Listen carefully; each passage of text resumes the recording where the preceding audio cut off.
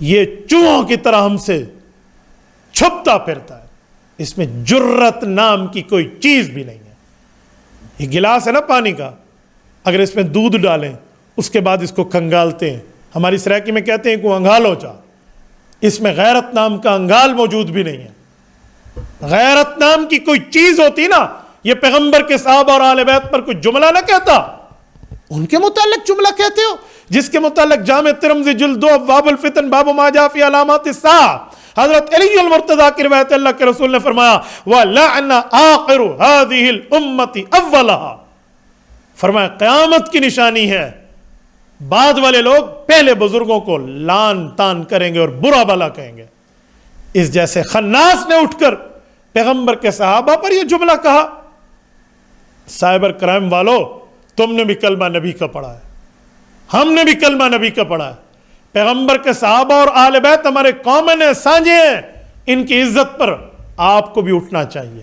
اور اس F I R پر عمل درآمد ہونا چاہیے، اور مرزے کو نہ کو چنے چبوا دیں آئین اور قانون کے دائرے میں رہتے ہوئے کہ اس کی جرت کیا پھدی کا شوربہ، مجھے جواب دینا آتا ہے اس کو۔ ایک دفعہ فیس ٹو فیس ہو جاتا ہے نا، میں اس کی حیثیت بتاتا کہ تیری حیثیت کیا ہے، اور میں اسی لیے تو ہمارے سامنے نہیں آتا نا، یہ کر دیں جی، وہ کر دیں، فلاں کر دیں، فلاں شر، پھر کالیں کروا کے اپنے لڑکوں کو بھجوا کر مفتی صاحب آپ تھوڑا گزارا کر لیں، تیرے ساتھ گزارا کریں، تو گزارے کے قابل ہے،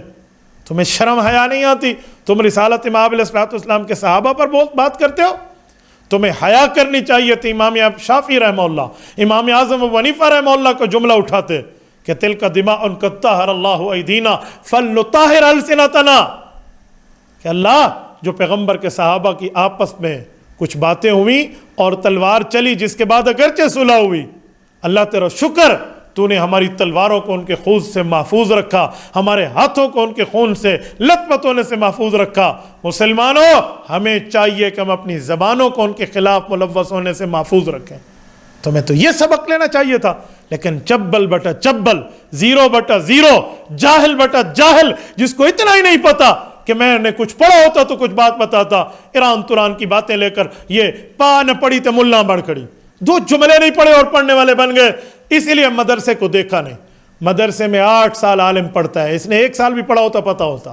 پہلے سال کا نام ہے، دوسرے سال پڑھنے کا نام ہے، تیسرا، چوتھا، پانچواں، چھٹا، ساتواں، آٹھواں، اور اس کے بعد 9واں، 10واں، 11واں، 3 سال تخصصات کے نام ہے، اولا، ثانیہ، ثالثہ، رابعہ، خامسہ، سادسہ، سابعہ، ثامنہ، دورہ حدیث۔ اس نے کہاں سے پڑھا ہے؟ کسی ایک استاذ کا نام بتا سکتے ہیں آپ؟ کسی ایک مدرسے کا نام بتا سکتے ہیں آپ؟ اس کے بعد تخصصات equal to P H D education ہے، پی ایچ ڈی کے برابر اسپیشلائزیشن، اس سے بڑھ کر ایم فل سے اوپر کی تعلیمات، جسے ہم تخصص فی الافتاء کہتے ہیں، تخصص فی الحدیث کہتے ہیں، تخصص فی التفسیر کہتے ہیں، تخصص فی ادیان باطلہ، تخصص فی الدعوت والتحقیق کہتے ہیں، تخصص فی علوم ختم نبوت کہتے ہیں۔ اس نے کچھ پڑھا ہے؟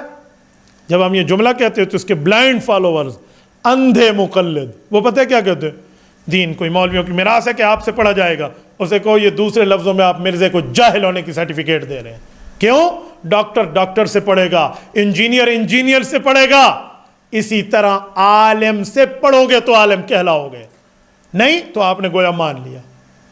دنیا میں کسی کے شاگرد نہیں ہے، یعنی یہ کورے ہیں علم سے،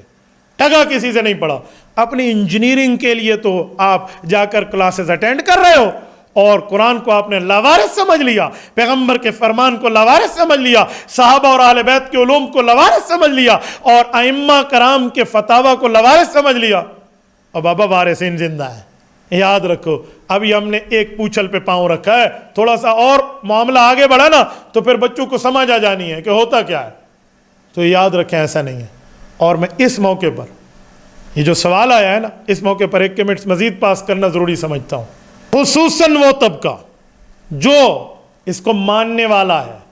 یا اس کے چینل کو لائک کیے ہوئے ہے، اس کے چینل کو سبسکرائب کیے ہوئے ہے، فالو کیے ہوئے، انہیں کہتا ہوں سورۃ یاسین رکوع نمبر 4 سورۃ نمبر 36 ہے۔ اللہ کا قرآن کہتا ہے وَتُكَلِّمُنَا أَيْدِيهِمْ وَتَشْهَدُ أَرْجُلُهُمْ بِمَا كَانُوا يَكْسِبُونَ، مجرم آدمی کے زبان پر مور لگے گی، ہاتھ بولے گا، پاؤں گواہی دے گا۔ یاد رکھو، اگر تم نے اپنے ان ہاتھوں سے ان کے چینل کو لائک کیا ہے، کفارہ دے کر ان لائک کر دو، ان فالو کر دو، ہٹا دو، اپنے آپ کو وہاں سے ہٹ جاؤ، ورنہ تم اس کے اس برے کاموں میں مددگار بن رہے ہو، ہیلپر اور نصرت دے رہے ہو اس کو، تو تم بھی ان کے ساتھ رہو گے۔ اور اپنے پاؤں کے ساتھ چل کے ان کے پاس جا رہے ہو تو وہ تشہدوا ارجلہم، ایسے گستاخان صحابہ، گستاخان اہل بیت کے خلاف معاملات کیا ہیں؟ ان کے پاس تم چل کے جاؤ گے، تمہارے پاؤں گواہی دیں گے۔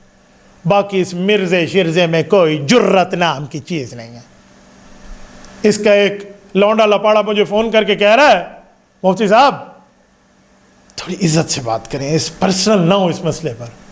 میں نے کہا وہ پیغمبر کے صحابہ کے لیے بات کر رہا ہے اور تو کہہ رہا ہے عزت کے لیے، جب میں عزت داروں کے لیے۔ سورت نمبر غالباً 63، سورت منافقون، وَلِلَّهِ الْعِزَّةُ وَلِرَسُولِهِ وَلِلْمُؤْمِنِينَ، قرآن کہتا ہے عزت اللہ، اللہ کے رسول، المؤمنین۔ یہ آیت جب اتری تو مؤمنین سے مراد پیغمبر کے صحابہ اور اہل بیت ہے، تو عزت تو ان لوگوں کے لیے، اور یہ ان کی عزت نہیں کرتا، میں اس کی عزت کروں؟ کہتے ہیں نہیں آپ کی یہ بات اچھی نہیں ہے، آپ بڑے سخت لہجے میں جواب دیتے ہیں۔ میں نے کہا حضرت معاویہ کو بکواس کر رہا ہے کہ شکر کر میں اس وقت ہوں نہیں، تو یہ سخت لہجہ نہیں ہے؟ تو میں بھی اسے کہتا ہوں شکر کر اس وقت میں تیرے سامنے نہیں ہوں، ورنہ میں تمہیں بتاتا کہ تم نکلے کہاں سے ہو، اور تمہیں میں گھساتا کہاں ہوں جہاں سے تم آئے ہو۔ اس حیثیت کے